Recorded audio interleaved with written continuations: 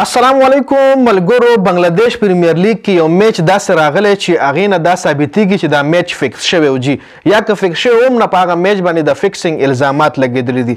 دا میچ و جي د ډانډو ډاکا میچ او ورسره کلنا ټایګر چې کوم دی د دوو ټیمانو ترمنځ میچ و په دې باندې د فکسینګ الزامات ځکه لګېدلي دي چې دا ګوره بنگلاديش پریمیر لیګ چې کوم دی T20 فارمیټ دی نو یو ټیم پکې 8 بالران یوز کړي دي او بل ټیم پکې 9 بالران یوز کړي دي.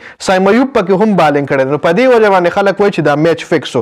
په سکور کارډ باندې خبره کوو، سکور کارډ نه به هم تاسو له اندازه وشي. بیا تاسو ماله په کمنټ کې وایي چې آیا دا میچ په ریشا باندې فکس و که ناسې په الزامات لګي.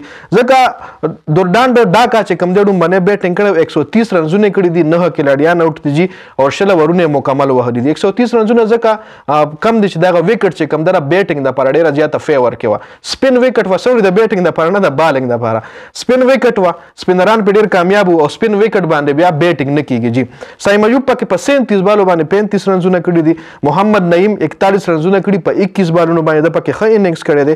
ګلبدین 3 رنزونه کړي دي، محروب 3 رنزونه کړي دي، روس 21 رنزونه کړي دي، عرفان سکور 2 رنزونه کړي دي، مصدق 0، تسکین احمد 4، عثمان قادر 1، عرفات ثانی 15 او شرف الاسلام 1 رنز کړي دي جی. بالینګ کې تاسو ګورئ دې ټیم پکې 9 بالران استعمال کړي جی. ناهید الاسلام 2 اور 20 رنزونه ورکړي دي. محمد وسیم جونیئر 4 اور 13 رنزونه ورکړي او 2 وکټ ایستلي ښه بالینګ کړی. شناکا 2 اور 15 یو وکټ ایستلی ده. محمد نعیم چې کوم دی 4 اور 15 رنز ورکړي دي او 3 وکټ ایستلی دي جی.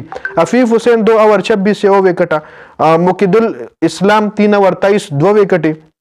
نسم احمد 3 اور 16 یو وکټ هم نشته جی.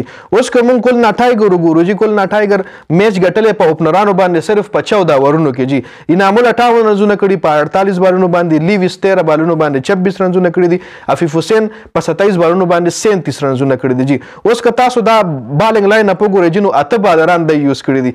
تسکین احمد پکې بالینګ کړی، مصدق حسین پکې کړی دی، سایمایوب پکې هم کړی دی جی، شرف الاسلام کړی دی، ګلبدین نایب کړی دی، عثمان قادر دی، عرفات ثانی دی او محروب چې کوم دی کې که تاسو وګورئ نو څه پکې داسې کلاډیان دي چې بالران نه دي خو بیا هم بالینګ کړی. سایمایوب پکې یو ورکړی 12 رنزونه ورکړي دي، شریف اسلام 2 اور 19 رنز ورکړي دي. ټونه پهله خو د سره وګورئ، تسکین احمد 2 اور 19، مصدق حسین 2 اور 19، سایمایوب 1 اور 12، شریف اسلام 2 اور 19، ګلبدین نایب 2 اور 17، عثمان قادر 3 اور 14 رنزونه، عرفات ثانی 2 اور 25 رنز ورکړي دي او محروب 4 بال کړي دي او 4 رنزونه ورکړي دي. نو په دې وجه باندې په دې باندې ډېر زیات خلک الزامات لګوي چې دا میچ فکس و، ځکه یو ټیم پکې 8 بالران استعمال کړي په T20 فارمیټ کې.